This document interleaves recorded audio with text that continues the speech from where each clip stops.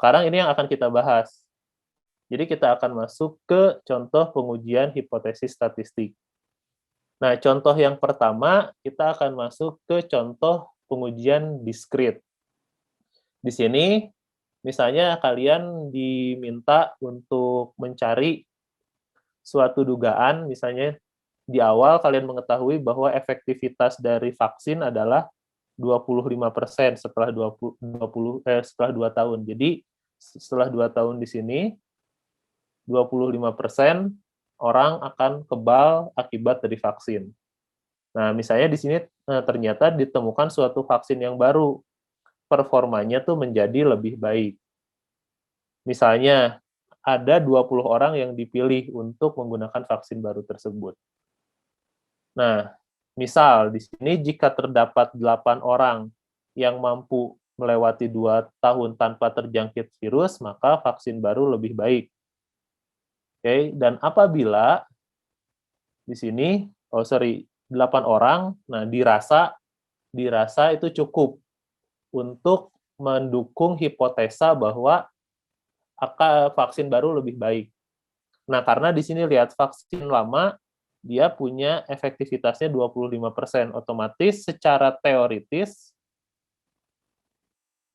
ketika kita memiliki 20 orang sampel gitu ya, secara teoritis kalau misalnya vaksin lama itu tuh dia hanya akan membuat istilahnya tuh kekebalan setelah 2 tahun bagi seperempatnya saja atau 5 orang saja. Nah, ternyata pada eksperimen ini apabila itu 8 orang atau lebih mampu memiliki kekebalan, maka vaksin baru lebih baik. Nah, pemilihan angka 8 ini merupakan pemilihan angka yang kita asumsikan. Dan angka 8 ini ya beralasan cukup karena melebihi angka 5 yang menjadi ekspektasi vaksin lama. Maka di sini kita milih hipotesa 0 nih, atau hipotesis awal. Hipotesis awal di sini adalah vaksin baru sama efektifnya dengan vaksin lama. Atau di sini vaksin baru tuh memiliki P sama dengan 0,25. Ini H0. Dan H1, nah hipotesis alternatif yang kita ingin tanyakan gitu, yang tertarik diuji apakah vaksin memiliki performa lebih baik. Berarti H1 memiliki performa P lebih dari 0,25. Maka ekivalen tadi H0 H1-nya ini. Nah, itu yang kita akan coba uji. Oke. Nah, tadi sudah kita bahas bahwa dalam pengujian ini sudah ditentukan area kritisnya adalah di titik, ada titik kritis, titik kritisnya itu di 8. Jadi kalau misalnya tadi kita akan mendapatkan dalam 20 orang ini tuh, lihat di sini X ini adalah banyaknya individu yang berhasil terlindungi setelah 2 tahun. Berarti dari 20 orang, kalau misalnya lebih dari 8 gitu ya, kita kembali lagi di sini, jika terdapat lebih dari 8 melewati 2 tahun, berarti dari 8 ke kanan, maka lihat di sini reject H0. Reject H0 ini berarti kalian menerima bahwa si probabilitas vaksin yang baru tuh bagus sebesar 0,25. Nah, kalau misalnya dari 20 ini ditemukan hanya 2, 3, 4, maka kalian tidak atau gagal menolak H0. Maka probabilitas si vaksin yang baru sama sebesar 4,025. Nah, titik kalian mereject atau gagal mereject atau gagal menolak dari suatu hipotesis, yaitu angka 8 di sini, dia disebut critical value atau nilai kritis. Kenapa? Karena pada titik ini merupakan batas kalian menolak dan menerima, atau kalian menolak dan gagal menolak. Kurang lebih seperti itu. Dan area dari 8 ke kanan, gitu ya, area dari 8 ke sebelah kanan, ini disebut area penolakan, atau critical region, area kritis, atau disebut juga area penolakan.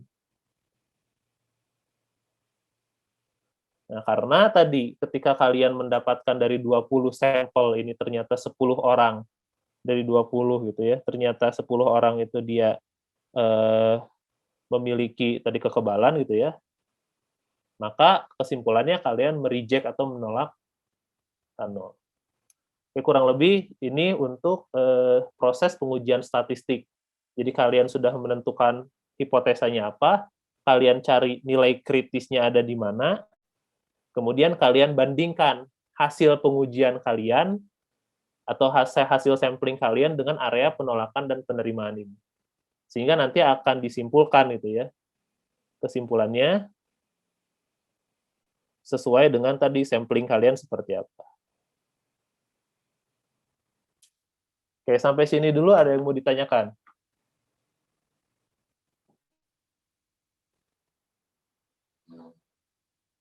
Baik, kalau tidak ada, nah saya sekarang mau tanya ke Adinda. Adinda ada nggak? Iya, Pak. Nah, Adinda, misal di sini kan kamu ingin menguji tadi kekebalan satu vaksin gitu ya. Kamu melakukan sampling 20 orang. Kalau misal ya di sini misal kamu tuh sudah tahu bahwa vaksinnya di sini gitu ya. Vaksinnya di sini tuh memiliki kekebalan P sama dengan 0,25. Jadi efektivitasnya hanya 25%. Berarti kalau efektivitasnya 20%, kalau kamu melakukan sampling, harusnya dia adanya di area yang mana, Adinda? Yang di bawah 8, Pak. Oke, seharusnya gitu ya. Mm-mm. Harusnya variabel random yang kamu dapatkan itu kurang dari sama dengan 8. Benar kan ya? Iya. Nah, sekarang kalau misal gini, P-nya itu betul segini. Terus kamu melakukan sampling, ternyata gitu ya, ternyata variabel random atau orang yang kamu dapatkan tuh dari 20, yang kebal itu ada 15. Nah, menurut kamu mungkin atau enggak? Pertanyaan saya.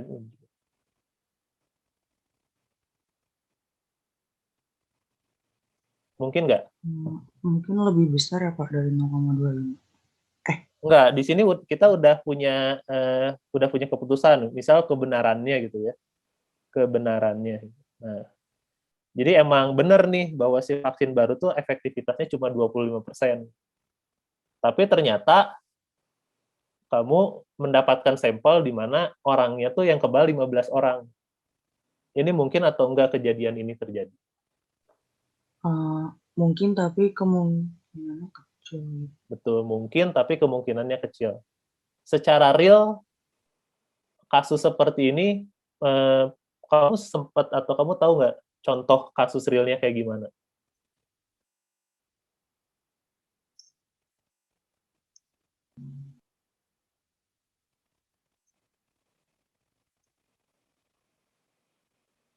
Gimana, Adinda? Contoh dalam pemberian vaksin, Pak. Nggak harus vaksin aja sih. Kamu pernah dengar nggak false negatif? Kalau misalnya kamu tes swab, sebenarnya kamu kena COVID, tapi malah hasilnya negatif. Iya, Pak. Nah, hal itu juga sama kan pengujian istilahnya. Nah, di sini juga sama. Kamu mungkin mendapatkan hasil yang tadi X-nya lebih dari 15, tapi kebenarannya probabilitasnya hanya 0,25. Oke, makasih ya Dinda ya. Nah, hal ini disebut dengan suatu kesalahan dalam pengujian statistik. Kesalahan dalam uji hipotesis. Nah, kesalahan ini disebut kesalahan tipe 1. Tipe 1 atau kesalahan alfa. Jadi sangat mungkin terjadi apabila tadi vaksinnya tuh ya efektivitasnya hanya 25%. Tapi entah kenapa gitu, atau misalkan dengan cara sampling yang salah gitu, kalian malah menyampling orang dengan kekebalan yang relatif lebih tinggi daripada yang lain, sehingga kalian mendapatkan X-nya 15 gitu. Nah, kesalahan di sini merupakan kesalahan dalam uji hipotesis, yang disebut dengan kesalahan tipe 1. Itu kesalahan yang pertama. Nah, kesalahan yang kedua itu ada kesalahan yang lain juga yang mungkin terjadi. Nah, kesalahan yang mungkin terjadi yang lainnya adalah misal gitu ya, kebenarannya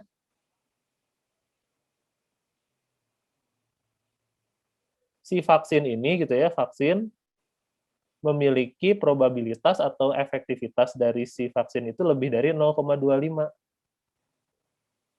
Tapi kalian atau peneliti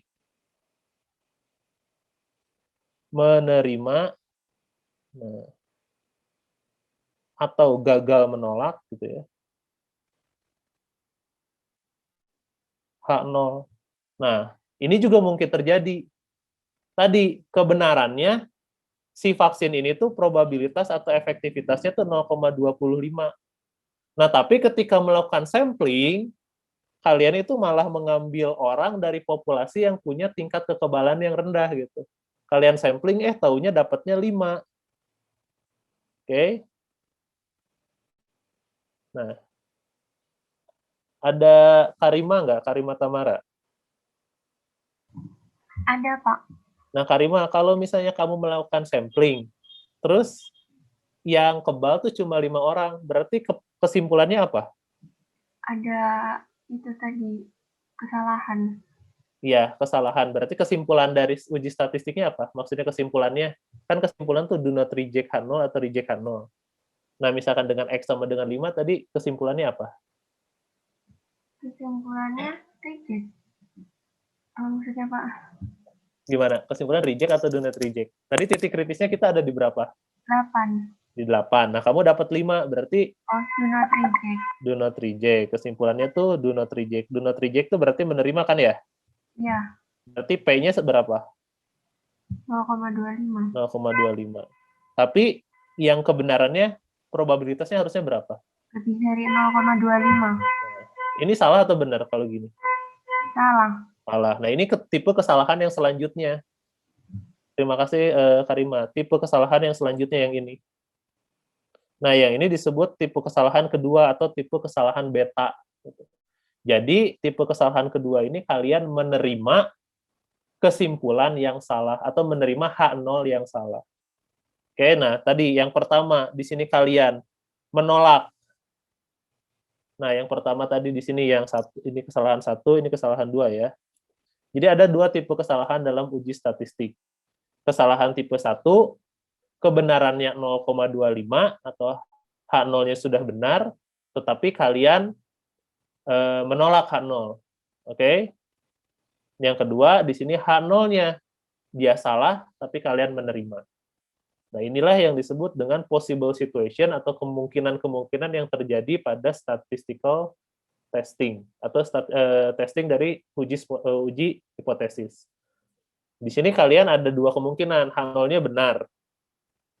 Kalau H0 benar, maka kalian jangan nge-reject kan harusnya.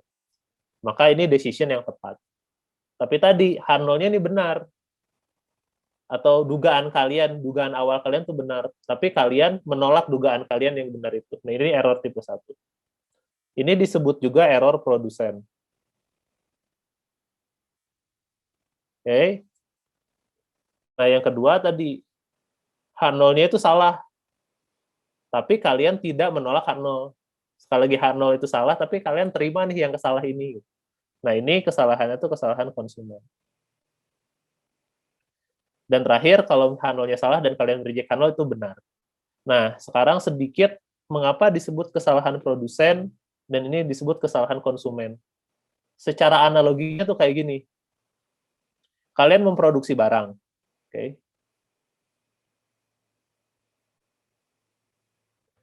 Nah, kemudian kalian melakukan proses sampel.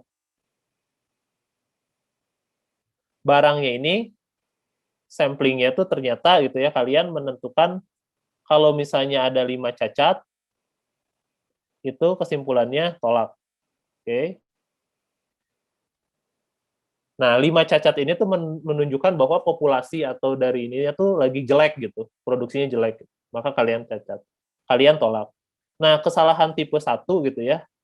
Tipe 1 error. Nah, kesalahan tipe 1 saat sampel, saat proses sampling gitu ya. Kalian menemukan 6 yang cacat. Oke? Ada Larisa nggak? Ada, Pak. Larisa, tadi ngikutin kan ya analoginya? Iya. Nah, sekarang saat sampling, kamu ada 6 yang cacat. Kesimpulan kamu sebagai seorang manajer produksi, ini ditolak atau diterima barangnya? Kalau 5 cacat terus samplingnya 6 cacat, ditolak. Ditolak. Berarti di sini menandakan populasi kamu tuh sedang baik atau buruk?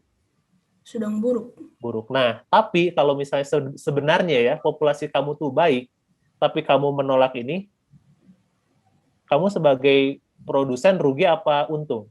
Rugi. Kenapa? Karena sebenarnya baik, tapi kebetulan sampel yang didapat melebihi. Kebetulan sampel yang didapat melebihi batas tadi yang kamu tetapkan kan ya? Iya. Nah, berarti kamu rugi. Kenapa? Kamu istilahnya tuh membuang satu batch yang seharusnya tuh kamu terima. Ya, makanya itu tipe 1 tuh disebut kesalahan produsen. Oke. Nah, sekarang yang kedua nih Larissa. Ini kesalahan tipe 2, kenapa disebut kesalahan konsumen? Ketika kamu melakukan proses sampling gitu ya, yang cacat ada 3. Diterima apa ditolak seharusnya? Diterima. Diterima. Berarti itu menandakan populasinya baik apa buruk? Baik.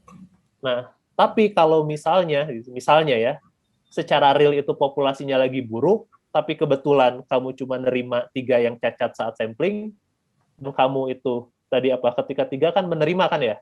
Iya. Yang rugi siapa? Yang rugi saya sebagai konsumen ya. Iya, kenapa? Karena ketika masuk ke pasar, kamu mendapatkan barang yang seharusnya ditolak. Iya. Oke? Benar nggak? Iya, Pak. Oke, sampai sini ngikutin berarti ya? Paham? Iya, Pak. Oke, yang lain ada yang mau ditanyakan terkait dengan kesalahan tipe 1, tipe 2? Oke, baik. Jika tidak ada, kalau masih bingung, silakan kalian review di segmen yang ini. Oke, sekarang saya lanjutkan lagi.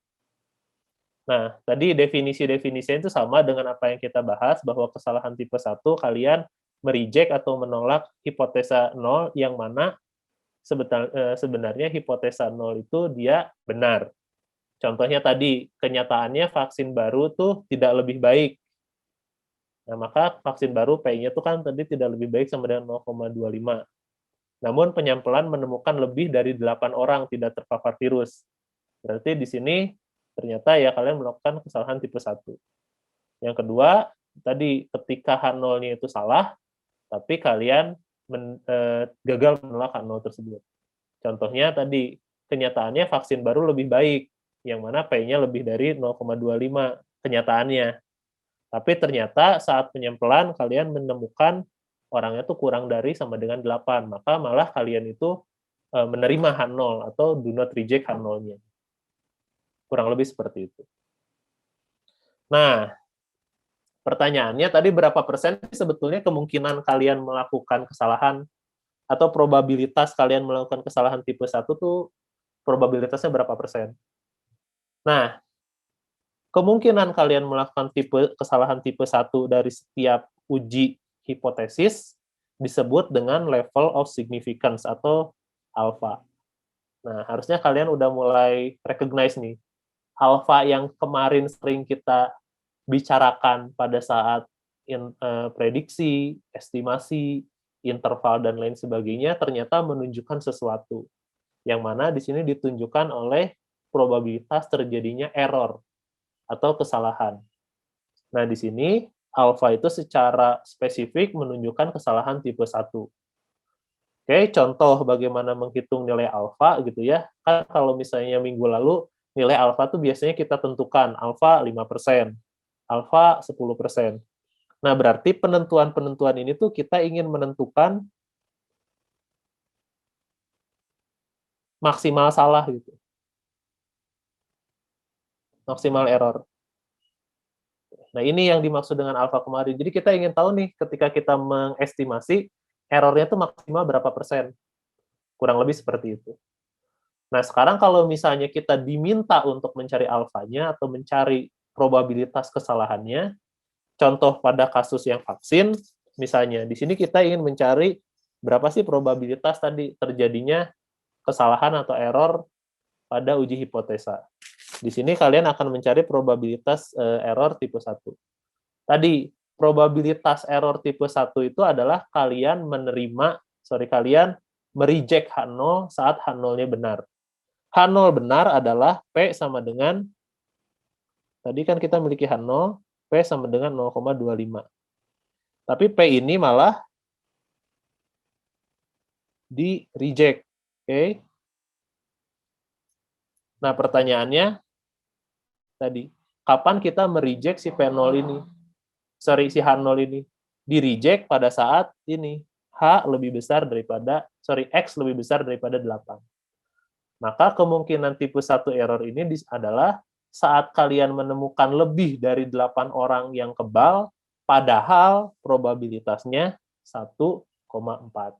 Maka di sini karena kalian menggunakan kejadian binomial, probabilitas yang digunakan adalah probabilitas binomial.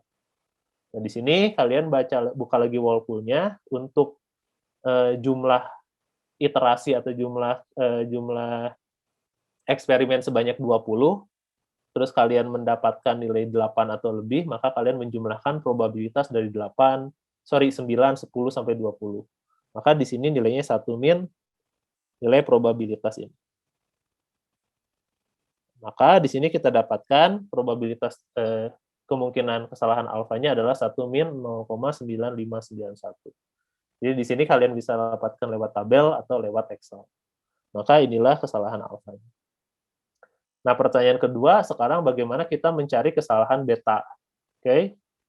Nah, sama kurang lebih, berarti kalian tinggal mencari aja nilai beta, berarti probabilitas untuk type 2 error kan.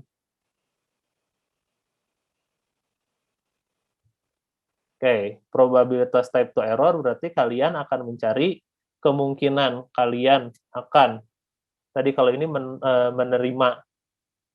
kita menolak H0 yang benar, maka kesalahan tipe 2 kalian H0-nya salah, tapi kalian terima. Nah, berarti tinggal kalian mencari probabilitas untuk tipe 2 error. Nah, tapi di sini, untuk mendapatkan atau untuk mencari probabilitas kesalahan tipe 2, kalian harus bisa mencari dugaan tandingannya. Nah, jadi tadi kalau misalnya kesalahan tipe 2 kan istilahnya kita kembali lagi saja biar ini. Nah, untuk kesalahan tipe 2 kan di sini kalian memiliki H0 yang salah. Oke. Tapi kalian menerima H0 tersebut. Nah, berarti kalian harus tahu dulu kan sebetulnya nilai probabilitas atau nilai tandingan yang benarnya itu berapa gitu. Agar kalian bisa menyimpulkan bahwa H0 ini salah. Maka di sini. Maka di sini kalian harus memiliki dugaan tandingan yang spesifik gitu. Karena kan tadi kita punya H0 sama dengan di sini tuh H0-nya tuh P sama dengan 0,25. H1 di sini P lebih besar daripada 0,25. Nah, pada kesalahan beta gitu ya, kalian menerima bahwa H0-nya tuh salah. Nah, berarti kalian harus ada tandingannya, nilai probabilitas yang benar tuh berapa gitu. Maka dari itu di sini untuk beta kalian harus tahu dulu dugaan tandingan. Biasanya diketahui atau kalian mencari atau menduga suatu nilai yang baru. Nah, misalnya di sini, direktur vaksin akan mempertimbangkan kesalahan tipe 2 jika nilai P sebenarnya paling sedikit adalah 0,7. Nah, maka di sini ada dugaan tandingan. Dugaan tandingannya di sini adalah H0-nya ada 0,25. Dugaan tandingan yang spesifiknya adalah 0,7. Karena di sini dugaan tandingannya hanya lebih dari 0,25. Oke, maka di sini kita memiliki error tipe beta atau error tipe 2. Nah, error tipe 2 kan terjadi saat sebenarnya P-nya itu 0,7 atau dugaan tandingannya ini, tapi kalian menerima H0. Proses penerimaan H0 kan di 0,8. Nah, maka di sini kemungkinan dari kesalahan tipe 2 adalah kalian mencari nilai probabilitas kumulatif kejadian 0 sampai 8 untuk probabilitasnya sebesar 0,7. Nah, ini kurang lebih untuk kesalahan tipe 2. Perhitungannya di sini kita mendapatkan 0,0051. Berarti di sini secara logis bahwa kalau misalnya kalian mendapatkan X kurang dari sama dengan 8, padahal sebenarnya probabilitasnya itu sama dengan 0,7, maka kemungkinan kalian akan mendapatkan istilahnya tuh kejadian seperti itu tuh sangat-sangat kecil. Jadi kecil kemungkinan baru atau kecil kemungkinan vaksin baru akan ditolak saat P sama dengan 0,7. Jadi kurang lebih seperti itu pola pikirnya gitu. Intinya kalian harus tahu dulu di sini dugaan spesifiknya berapa, terus kan dugaan spesifik tersebut ditolak kan gitu. Karena tadi kita memiliki di sini memiliki area penerimaan H0-nya atau do not reject H0-nya tuh dikurang dari 8. Padahal dia probabilitasnya lebih dari itu. Oke? Oke, sampai sini ada yang mau ditanyakan dulu?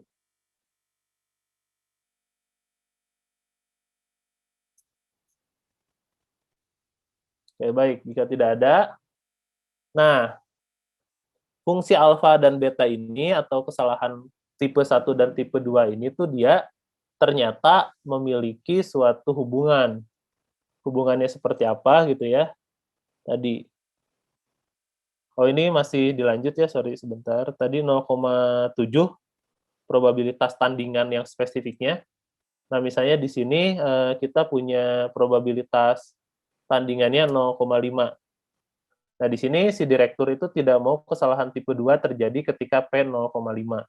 Jadi kesalahan tipe 2 tuh kalian menerima H0 padahal yang sebenarnya tuh probabilitasnya tuh tidak sebesar itu. Jadi kemungkinannya bisa 0,5, bisa 0,7, tadi bisa 0, misalkan 0,8 tergantung kalian menentukan si probabilitas tandingan. Biasanya penentuan probabilitas tandingan ini ditentukan oleh si penelitinya. Nah, maka kalau misalnya di sini ditentukan bahwa saat 0,5 nggak boleh ditolak gitu ya, juga boleh terjadi kesalahan pada saat probabilitasnya 0,5, maka error tipe 2-nya ya kalian tinggal mengganti si nilai probabilitasnya ini. Tapi nilai kemungkinan terjadinya kejadian ya sama gitu, karena kalian menerima H0 atau do not reject H0-nya tuh pada saat X kurang dari sama dengan 8. Maka di sini kita akan mendapatkan nilai kesalahan tipe 2 yang lebih besar, ternyata 0,25. Nah, lihat tadi di 0,7 kalian memiliki kesalahan tipe 2-nya kecil, 0,5 lebih besar. Nah, di sini menunjukkan bahwa semakin dekat gitu ya, semakin dekat probabilitas tandingan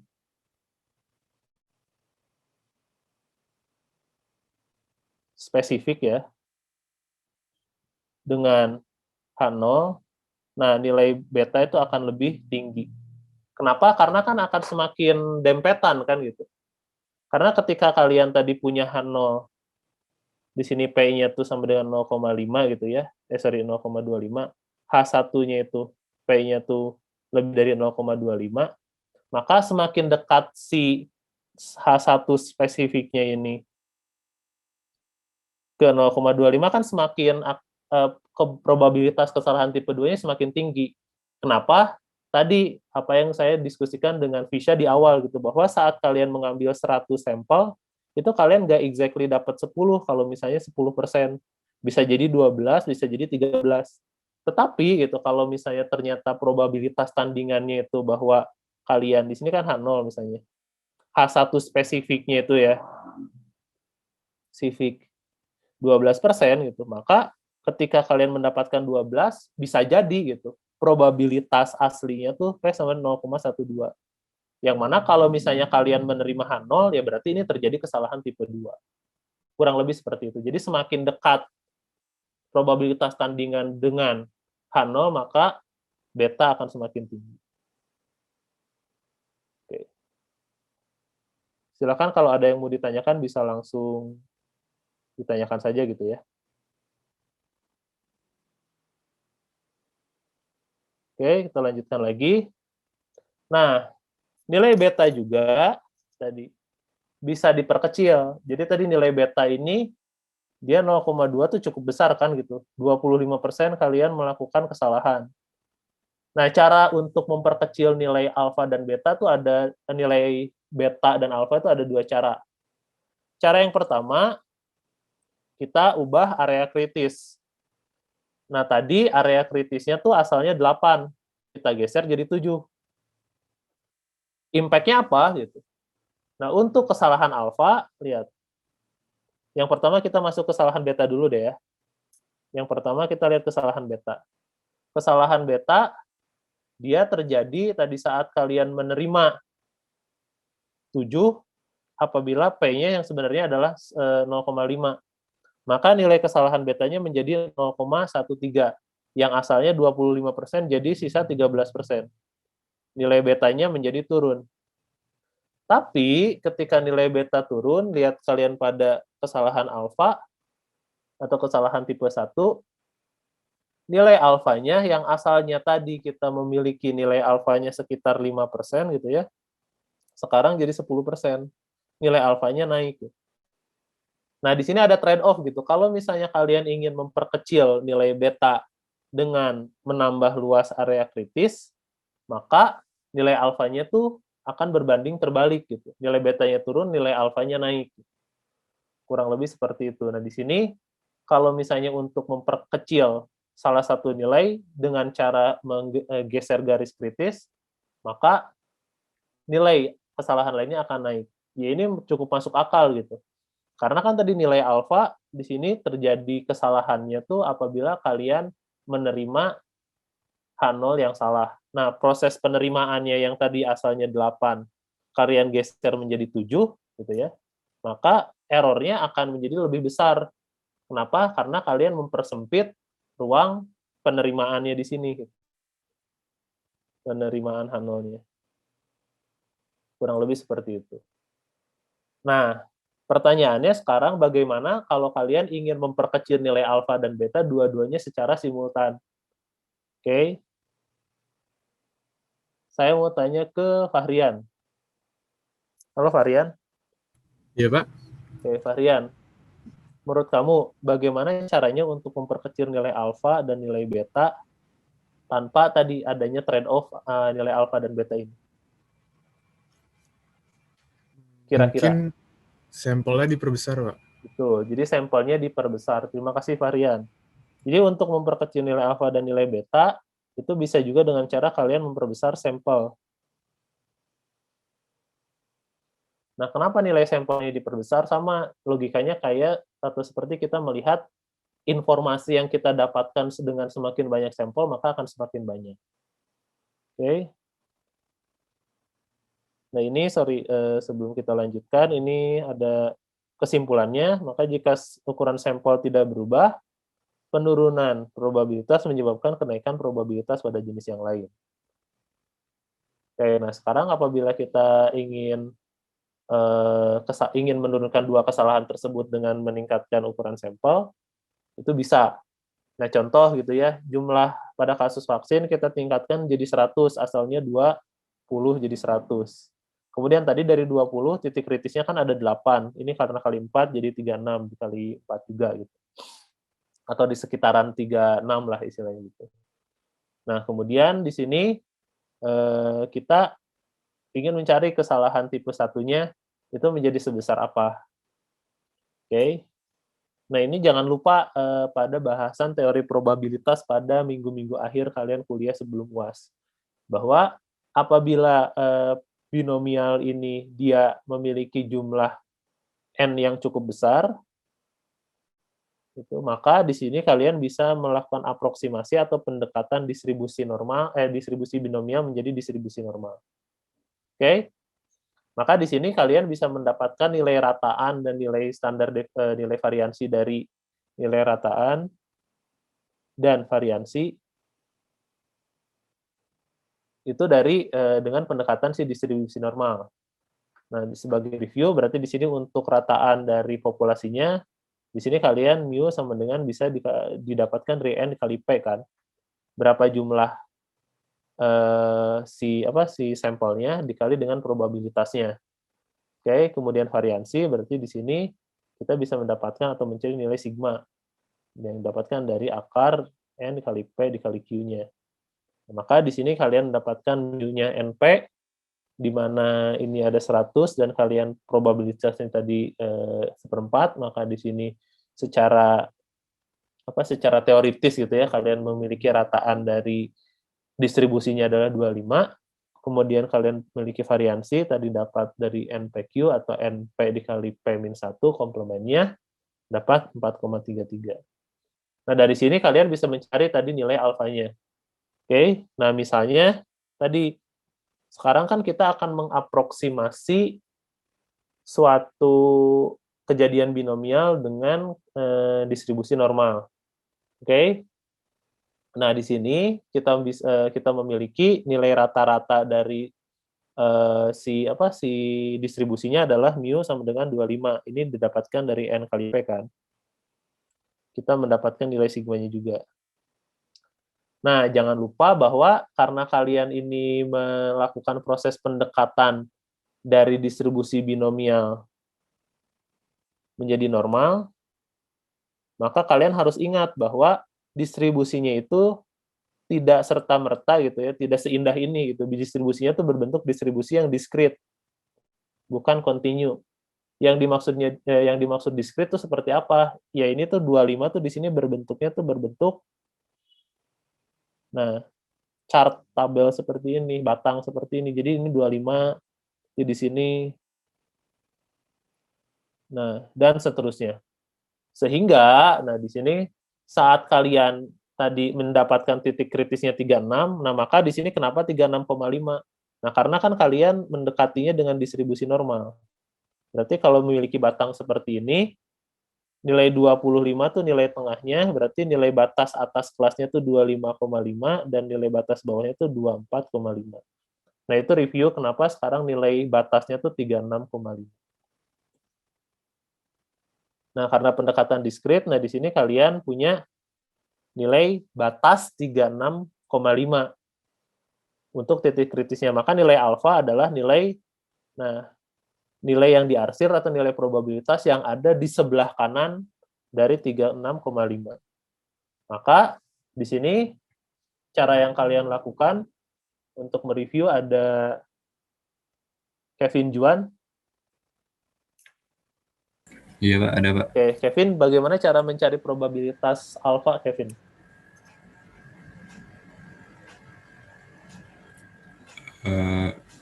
Yang saya tahu pakai tabel itu kan Pak.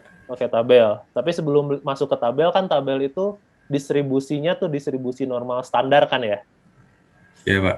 Nah, berarti apa yang harus dilakukan sebelum? Oh, diiniin ke Z dulu ya Pak. Oke, dicari nilai Z-nya dulu ya. Oke, makasih Kevin.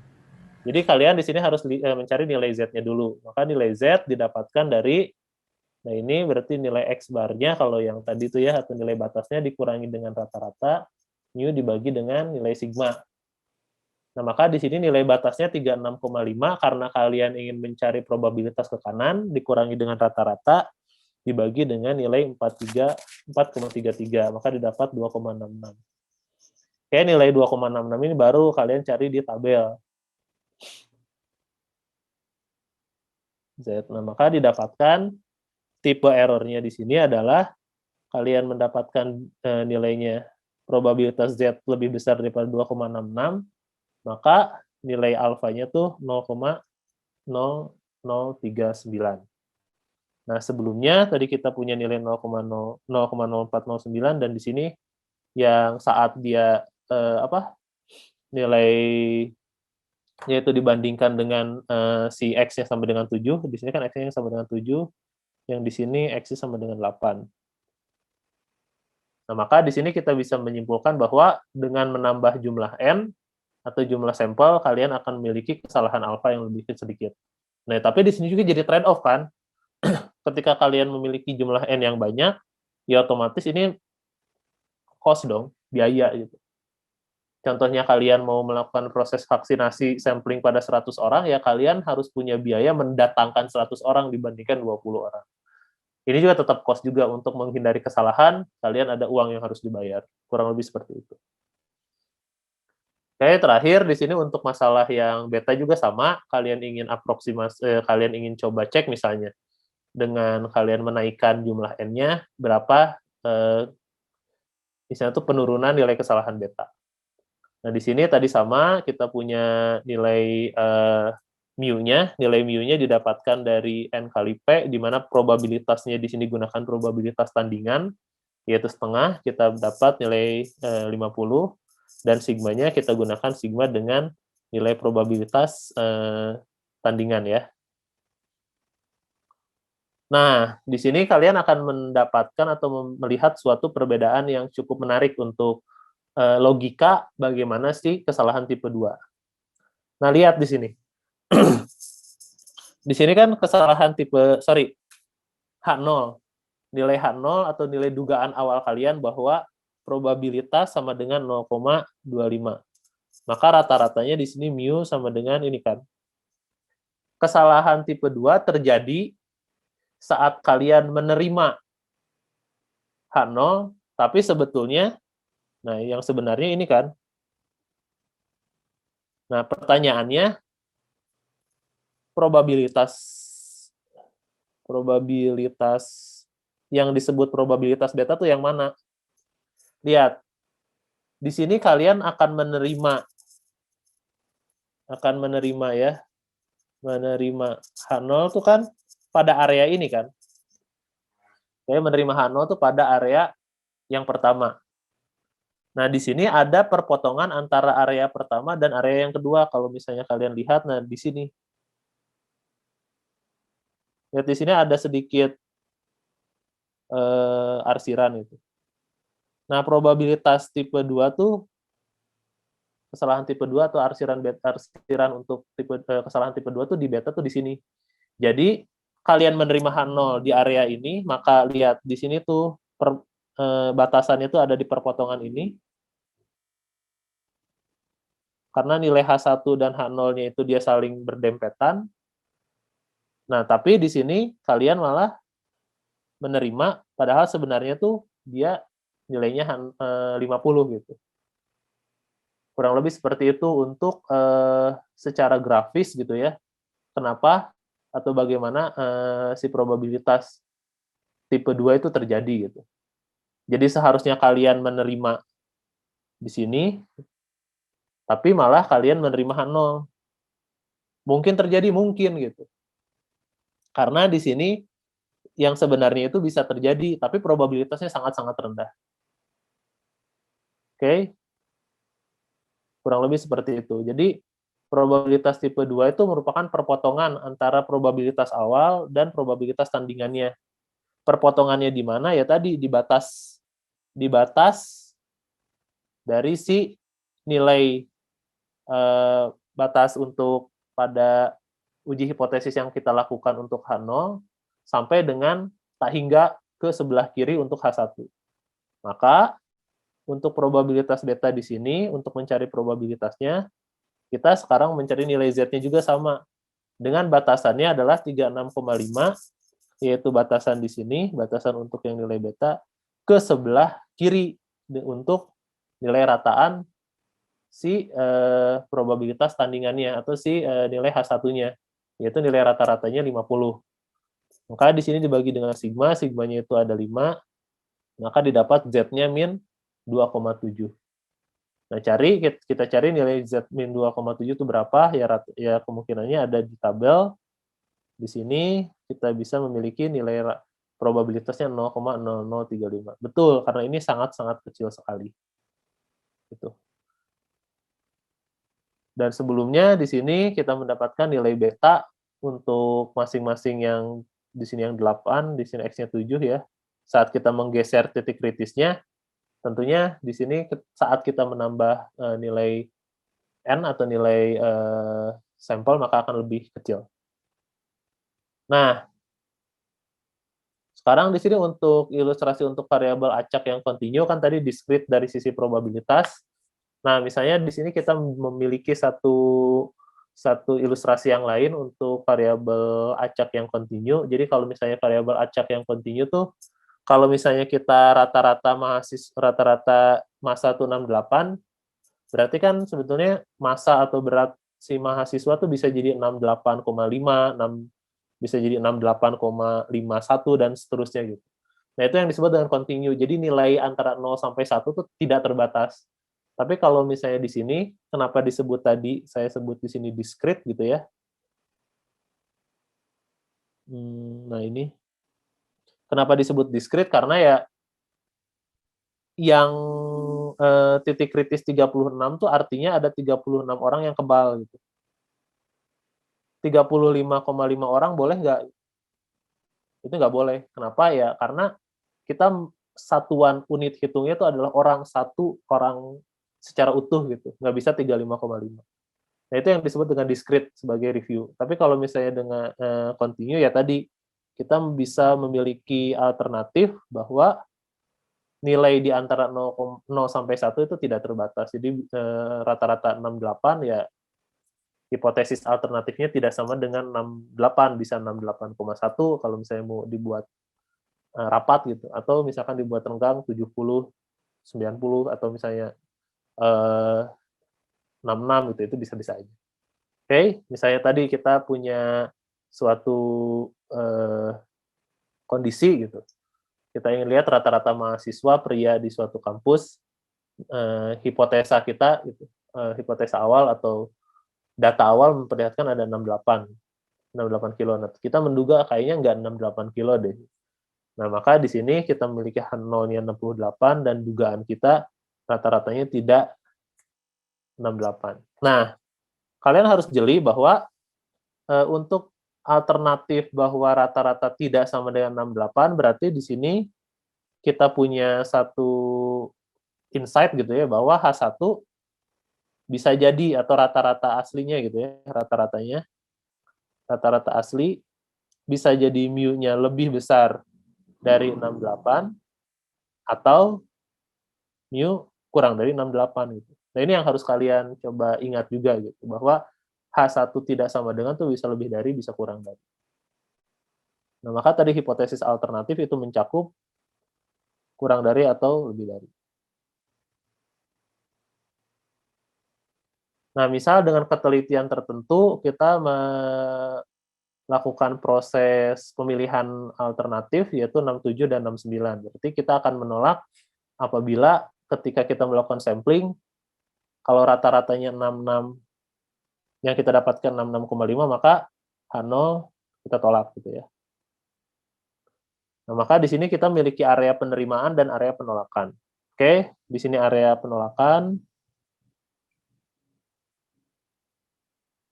Nah, di sini ada 2 area penolakannya ya.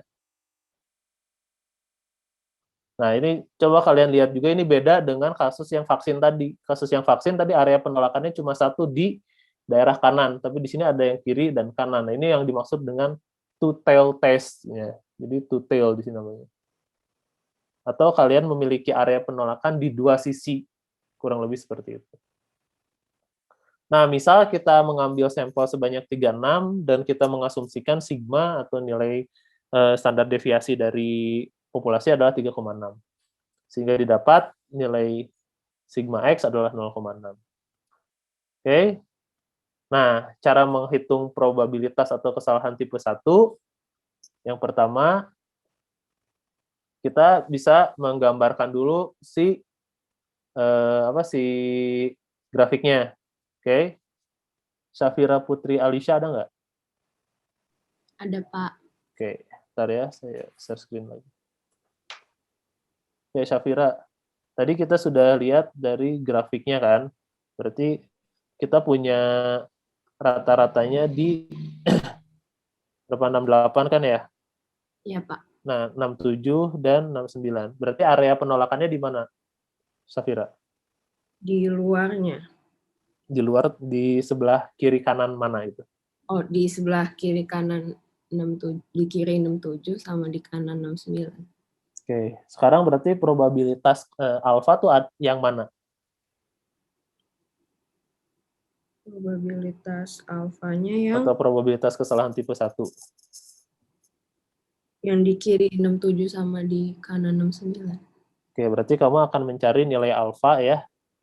Yang mana nilai alfanya itu sama dengan probabilitas X besar kurang dari 67 ditambah probabilitas X lebih dari 69 kan ya? Ya nggak? Ya, Pak. Nah, gimana cara nyarinya? Diubah ke Z dulu kayak tadi. Oke, berarti gimana nyari Z1-nya? Z1 katakanlah yang di sebelah kiri, Z2 sebelah kanan. Dari Z1-nya gimana? 67 dikurang minnya 68. Dibagi, tadi kita punya sigmanya tuh, bentar, 0,6 ya? Iya. Berapa? Min 1,6. Min 1,6. Berarti kita punya di sini Z1 min 1,6. Oke, berarti Z2-nya ini bisa didapat berapa? 1,6. Tuh. Oke, berapa nilai Z-nya berarti di sini? Nilai Z-nya udah, berarti probabilitasnya berapa? Oke, berarti 0,0548 dikali 2, berarti alfanya tadi 0,1 ya, 0,1 sekian. Oke, berarti itu ya untuk jawabannya. Jadi di sini saya hapus lagi dulu. Kalian akan mencari nilai probabilitas alfa dengan kalian mencari nilai probabilitas untuk di sebelah kiri 67 dan sebelah kanan 69 dengan rata-rata yang kita ketahui 68. Kemudian di sini kita punya Z1 dan Z2, tadi sudah kita hitung, 1,6, kemudian nilai alfanya 0,95, dari mana? Karena tadi kita mengkalikan 2 si nilai 1,6-nya. Itu tadi kita dapatkannya 1,6, maka di sini sudah sangat di round up, round down, gitu ya, di round down. Jadi kalau kalian mau biar hitungannya pas ya, kalian sesuaikan minimal 2 angka di belakang koma gitu ya, biar nanti kalian bisa mendapatkan nilai probabilitasnya yang sesuai. Karena kalau 1,6 aja tadi kita punyanya 0,548, sehingga alfanya 0,1 itu kurang lebih ya dikit sama tapi nggak exactly sama. Nah, oke, misalnya kalau kalian melihat bahwa kesalahan alfanya itu terlalu besar, sebesar 9,5%, kalian ingin memperkecil, berarti ya udah tinggal tambah si n-nya atau tambah si sampelnya. Nah, ini kan secara logika dengan menambah sampel yang akan berubah itu adalah nilai si variansinya gitu. Variansinya akan semakin kecil kan gitu. Maka di sini kalian membagi dengan nilai 64, berarti 0,45. Variansi mengecil ya otomatis standar deviasi juga mengecil. Nah, tadi kita miliki nilai 0,6 standar deviasinya. 0,6 di sini kita punya 0,45. Maka lebih kecil otomatis si batas-batas ini tentunya akan geser. Kalau misalnya kita batas 67 dan 69 tuh akan geser saat kita mencari nilai Z-nya gitu. Maka di sini untuk Z1 dan Z2-nya otomatis memiliki nilai yang bergeser. Z1, Z2-nya menjadi masing-masing geser sedikit ke sebelah kiri dan sebelah kanan. Awalnya kita punya min 1,67, berarti kalau digambar seperti ini, ya, awalnya kita di sini min 1,67, nah bergeser sedikit ke kiri jadi min 2,22, kurang lebih seperti itu. Jadi ini yang membuat tadi nilai alfanya asalnya sebesar yang saya arsir hitam, jadi bersisa hanya di yang ini yang biru saja. Nah, ini berarti nilai alfanya akan mengecil. Itu secara grafik ya, berarti didapat di ujung kurang lebih nilainya seperti ini. 0,0026, jadi lebih kecil, jadi 2%, asalnya 9,5%. Nah, ini untuk kesalahan alfa. Untuk kesalahan tipe 2 sama, yang penting untuk kesalahan tipe 2 kalian harus cari tandingannya dulu berapa. Oke, dugaan tandingan yang spesifik. Nah, tadi kan kalian memiliki suatu alternatif hipotesa ya, saat H1-nya itu adalah mu tidak sama dengan 68. Nah, otomatis tadi tandingan spesifiknya dia harus lebih dari 68 atau bisa kurang dari. Berarti ada 2 spesifik yang harus kalian tentukan. Nah, misalnya di sini ditetapkan H0 seharusnya ditolak tadi di 70 sama 66 misalnya ya gitu. Sehingga hipotesa alternatifnya adalah kalian memiliki mu 66 dan mu 70. Nah, ini yang spesifiknya karena tadi H1-nya tidak sama dengan 68. Otomatis kalian harus mencari tidak sama dengan 68 itu berapa. Kalau lebih dari berapa, kalau kurang dari berapa. Nah, karena 66 dan 70 ini simetri, maksud simetri itu seperti apa? Lihat, ini H0. H0-nya tuh 68. Kalian memiliki hipotesis tandingan H1 yang spesifik adalah 70. Nah, 70 tuh lihat, dia tuh berjarak 2 dengan 68. Jadi 68, 69, 70. Yang 66 juga berjarak 2. Kalau misalnya kita mau gambarkan lagi, mau perpanjang gitu ya. Di sini ada 66. Nah, 66 juga berjarak juga kan, 68, 67, 66. Kita punya lagi satu kurang lebih seperti ini. Ya, sorry agak kurang bagus, tapi ya seharusnya sama lah ya. Nah, itu simetrisnya di sana. Nah, sehingga kita bisa menghitung dengan salah satu saja. Misalkan di sini mu-nya sama dengan 70. Nah, maka sama untuk kesalahan tipe 2 adalah kalian menerima H0 gitu ya. Kalian menerima H0, maka area penerimaannya tuh ada di dalam grafik si H0 ini, itu area penerimaan. Padahal yang betul tuh ini gitu. Maka kalian akan mencari di mana perpotongan area penerimaan H0 dan area penerimaan H1. Nah, perpotongannya tuh ini. Lihat area penerimaan H0 perpotongannya 69 ke kiri dengan H1. Kenapa 69 ke kiri gitu? Oke, saya mau tanya sekarang ke Fikri, ada Fikri? Ada, Pak. Fikri, kenapa yang diarsirnya tuh 69 ke kiri? Kenapa nggak seluruh area perpotongannya saja gitu? Nah, kenapa yang hitam ini nggak diarsir juga? Nah, kenapa yang disebut area beta tuh hanya yang ini saja, yang biru saja? Oke, sambil saya bantu. Area penerimaan alfa tuh di mana? Sorry, area penerimaan H0 tuh di mana? Area penerimaan H0 itu yang antara 67 sampai 67 69. sampai 69, betul. Definisi kesalahan beta tuh apa? Kesalahan beta itu yang menerima H0 yang H0. salah ya, Pak? Iya, berarti kamu menerima di area H0. Nah, area penerimaan H0 tadi dari mana sampai mana? Iya, 67 sampai 67 69. sampai 69 ya. Makanya tadi yang kita cari untuk beta adalah dari 69 ke arah habis ke kiri untuk H1. Kebayang nggak? Karena Iya, kalau misalnya di titik yang ini udah pasti ditolak dong H0-nya kan ya. Iya. Karena ini area penolakan dong, ya kan? Iya. Nah, tapi di sini kejadiannya kamu menerima H0. Berarti kamu cari dulu area penerimaannya. Padahal H1 yang betul. Nah, berarti cari yang bersinggungan dengan H1. Oke? Iya, Pak. Ya. Oke, makasih Fikri. Ya, jadi itu kenapa area yang diarsirnya itu dari 69 ke sebelah kiri. Nah, maka di sini kita akan mencari probabilitas kan ya. Mencari probabilitasnya adalah probabilitas atau nilai P saat, nah, di sini nilai X-nya itu dia kurang dari, atau ya betul, kurang dari 69.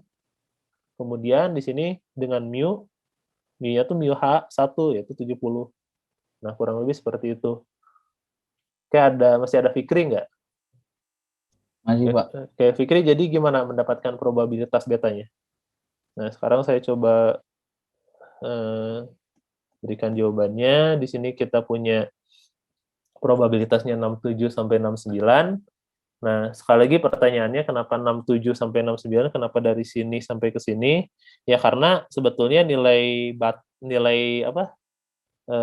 Si distribusi normal ini ya. Ketika kalian punya mu gitu ya. Bahwa ke kiri sama ke kanan itu dari min tahingga sampai tahingga gitu. Berarti di sini di batasnya atau di patoknya itu di 67, karena kalau lebih dari 67 kan di sini ditolak gitu. Maka dari kita punya ini tuh dari 67 sampai 69. Jadi itu dasarnya gitu.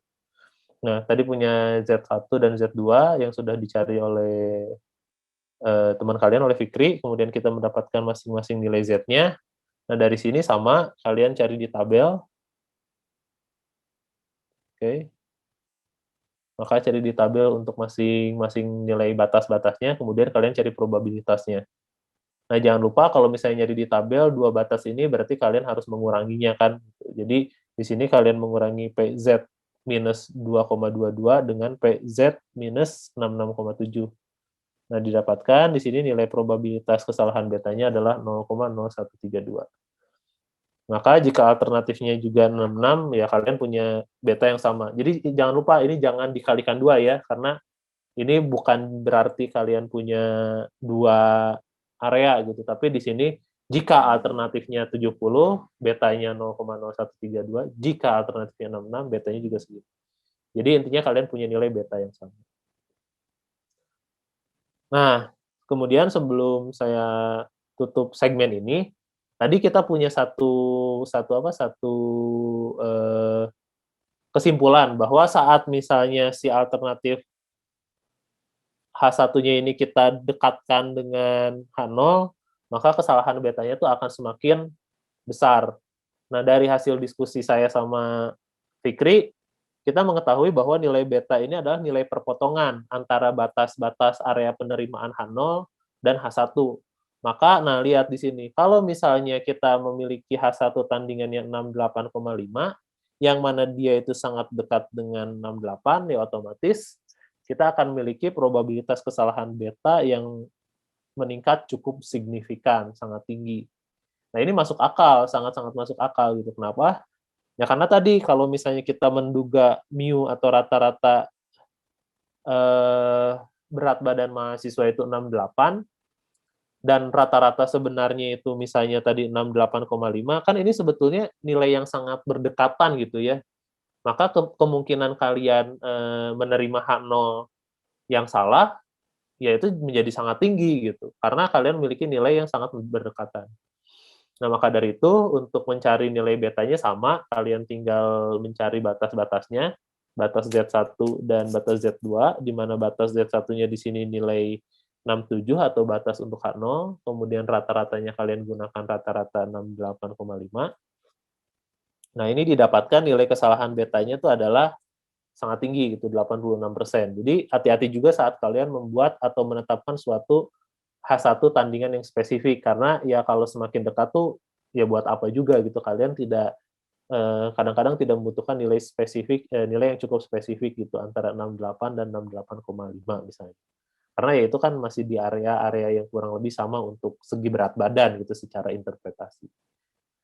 Nah, dari nilai ini juga kita bisa mendapatkan bahwa ada suatu variabel yang kita hitung yang disebut dengan power atau kekuatan. Kekuatan dari suatu tes, nah lihat, kekuatan dari suatu tes ini adalah probabilitas kalian mereject H0 atau kalian menolak H0 jika kalian diberikan suatu spesifik alternatif yang alternatif tersebut benar. Jadi di sini kalian memiliki suatu kekuatan lah dari uji hipotesis kalian tuh kekuatannya seperti apa. Nah, maka nilai powernya ini adalah didapatkan dari 1 min beta. 1 min beta ini adalah kalau dari kasus ini, maka kekuatan kalian adalah 13%. Jadi artinya, atau secara interpretasi, hanya 13% pengambilan kesimpulan yang akan menolak H0 ketika mu-nya tepat 68,5. Jadi uji kalian tuh akan membuat gitu ya, ada 13,3% kemungkinan pengambilan kesimpulan kalian tuh menolak H0. Menolak H0 tuh ya tadi H0-nya salah dan H0 yang sebetulnya itu di sini. Karena 80% kalian akan menerima H0 kalian padahal salah. Jadi kesalahan betanya itu sebesar 88,6 dan powernya berarti tingkat kekuatannya itu 1 min-nya gitu. Kurang lebih seperti itu. Oke, kalau itu saya lanjutkan lagi ya gitu. Nah, sehingga di sini kita bisa simpulkan untuk beberapa karakteristik penting pada uji hipotesis. Yang pertama, kita saat melakukan uji hipotesis, kita akan mendapatkan gitu ya suatu kesimpulan, tapi kesimpulan tersebut juga dia tidak luput dari ada kesalahan, yaitu kesalahan tipe 1 dan tipe 2 yang sama-sama berkaitan. Berkaitannya dari sisi apa? Jadi penurunan probabilitas dari satu kesalahan akan ada kemungkinan peningkatan terjadinya kesalahan pada atau probabilitas peningkatan kesalahan pada tipe lainnya. Saat kalian pun mau menurunkan jumlah n-nya atau ya jumlah sampelnya, itu juga trade-off karena tadi ada biaya.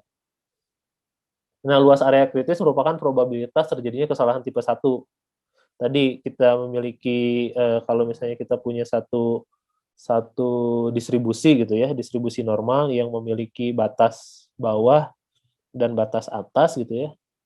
Nah, area kritis ini merupakan kesalahan tipe 1 atau kesalahan alfa. Kalau di sini alfa per 2, di sini juga alfa per 2. Karena di sini 1 min alfa itu adalah area penerimaan.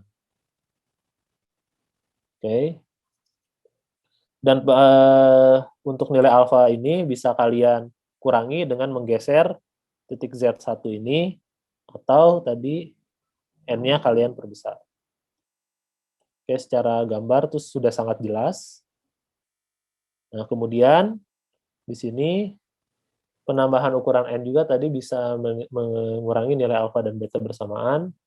Nah, tadi jika hipotesa 0 ditolak dan nilai beta adalah maksimum ketika nilai parameternya sangat dekat. Jadi tadi ketika kalian memberi suatu hipotesa tandingan spesifik, ketika sangat dekat dengan mu1, nilai betanya akan sangat tinggi. Dan semakin besar jarak antara nilai hipotesa kalian, hipotesa 0 kalian dengan hipotesa spesifik, maka beta akan semakin kecil. Tuh. Nah, sekarang kalau misalnya tadi kalian jeli gitu melihat bagaimana H1 itu atau hipotesa tandingan itu ditentukan, di sini kalian akan memiliki dua alternatif hipotesa tandingan. Hipotesa tandingan yang pertama disebut one tail gitu ya. Ketika ini tadi contohnya tuh vaksin gitu ya. Pas vaksin kan area penolakannya tuh ada di sisi sebelah kanan. Pokoknya X lebih dari 8, tolak kan 0. Nah, ini disebut satu sisi. Nah, uji satu sisi juga bisa terjadi saat kalian tuh sisi atau titik kritisnya ada di sebelah kiri. Atau ya tadi kalau misalkan titik kritisnya tuh yang ingin kita reject itu saat dia tuh ada di istilahnya tuh di batas bawahnya. Atau misalkan tadi pada kasus yang berat badan bahwa kita analisisnya tuh hanya ini rata-ratanya tuh 68 atau hipotesa tandingan tuh yang nggak 68 sama sekali, maka daerah kritisnya terbagi menjadi 2. Jadi kalau misalnya secara grafik, saat kalian memiliki one tail test dengan hipotesanya tuh dia lebih besar atau lebih besar daripada ini, berarti kita akan memiliki satu titik kritis Z. Nah, di sebelah kanan ini, kalau misalnya kalian di sini untuk H1 theta lebih besar dari theta 0. Kemudian kalau misalnya yang kasus yang kedua di sini Z2 katakanlah, yang mana di sini ada alfanya, berarti di sini one tail test tapi dengan H1-nya atau hipotesa tandingannya theta kurang dari theta 0. Nah itu. Nah, kalau dua sisi berarti akan terbagi menjadi daerah kritisnya bagi 2 tapi sama besar. Jadi ada di sisi yang kiri maupun kanan. Kurang lebih seperti itu. Nah, contoh penerapannya seperti apa gitu. Misal, di sini kita akan melakukan uji satu sisi dan dua sisi. Nah, sebetulnya gitu ya, hipotesa 0 itu dia selalu dinyatakan, sekali lagi hipotesa 0 itu selalu dinyatakan dengan tanda sama dengan.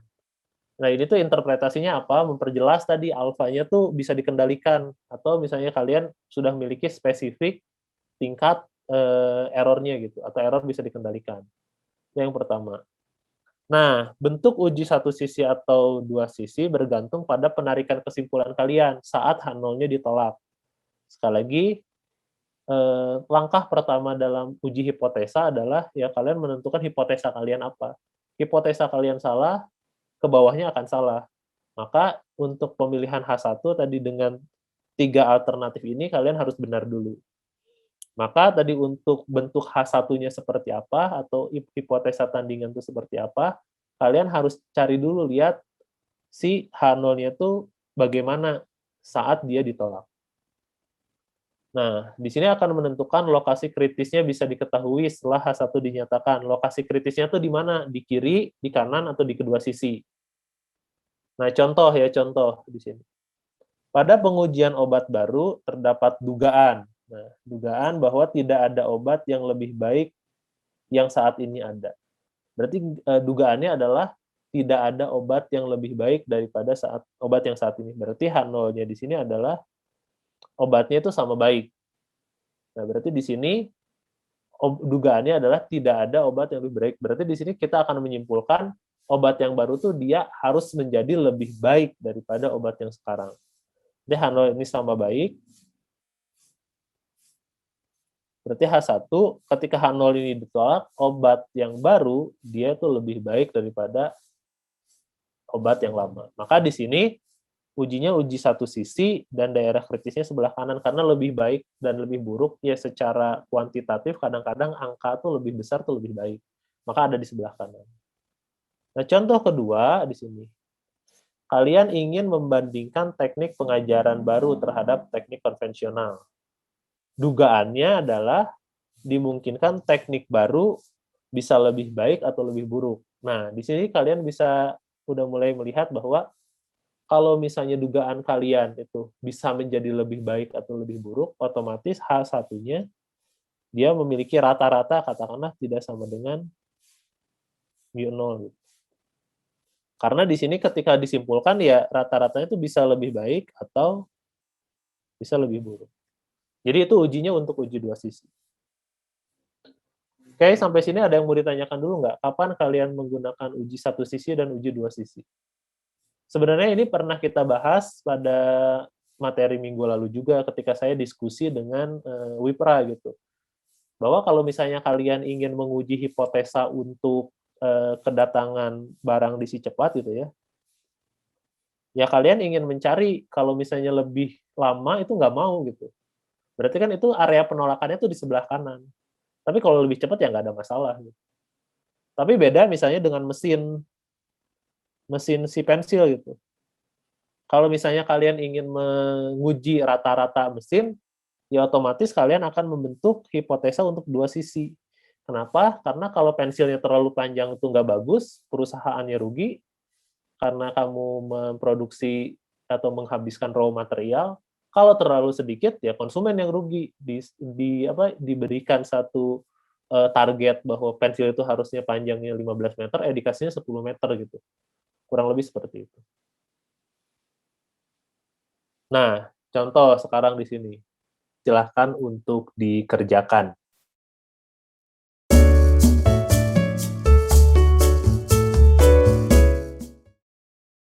Nah, tadi klaim pabrik itu ditolak. Nah, tadi di sini kan untuk menentukan H1-nya tuh kalau ditolak kayak gimana gitu. Nah, di sini kalau ditolak apabila mu-nya lebih besar dari 1,5. Dan tidak seharusnya ditolak apabila mu kurang dari sama dengan 1,5.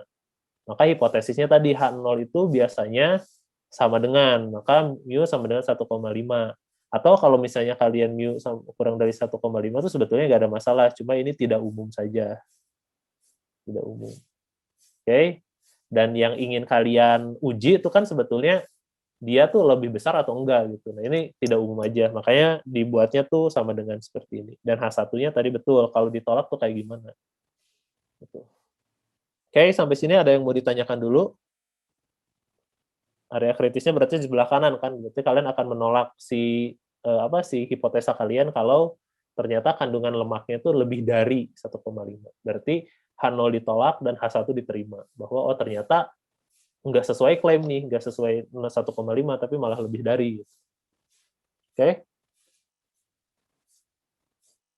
Nah, sekarang satu lagi, coba silahkan untuk dikerjakan.